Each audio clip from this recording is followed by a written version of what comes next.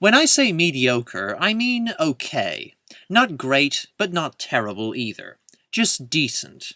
The good and mediocre films I've seen this year far outnumber the bad, but there have been some really bad movies this year. This is my list of the top 3 worst movies of 2010, starting with Tim Burton's Alice in Wonderland. The stellar cast did the best it could, and Australian actress Mia Wasikowska is graceful and confident as Alice. These are the only good things I can say about Tim Burton's Alice in Wonderland.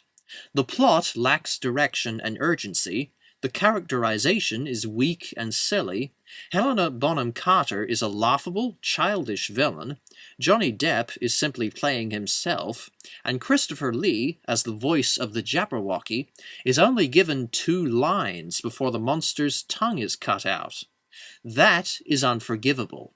Stephen Fry is delightful as the suave Cheshire Cat, but like Zooey Deschanel in The Hitchhiker's Guide to the Galaxy, the Cheshire Cat is one of the only good parts in a film I didn't like.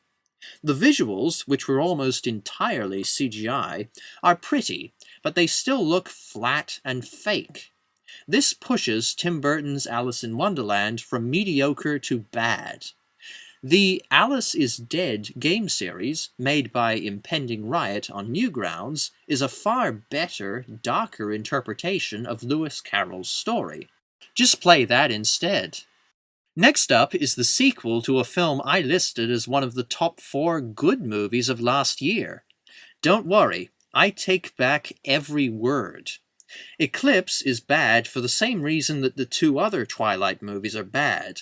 Only more so because rehashing the tired Edward-Jacob-Bella love triangle feels redundant.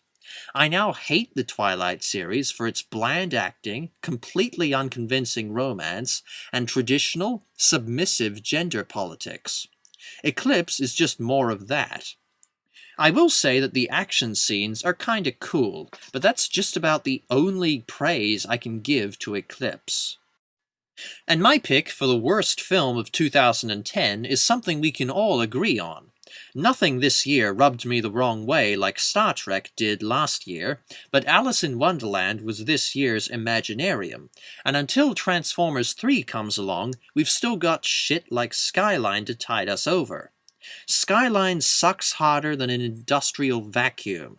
Skyline is a contrived, tedious B-movie with awful acting, terrible dialogue, and stupid characters.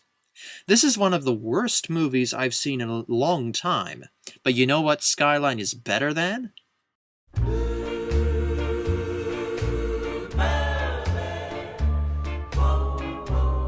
So, Inception is the best movie of 2010, Kick-Ass is the most mediocre film, and Skyline is the worst movie of 2010. Quite a selection, isn't it? Thank you for watching. Cheers!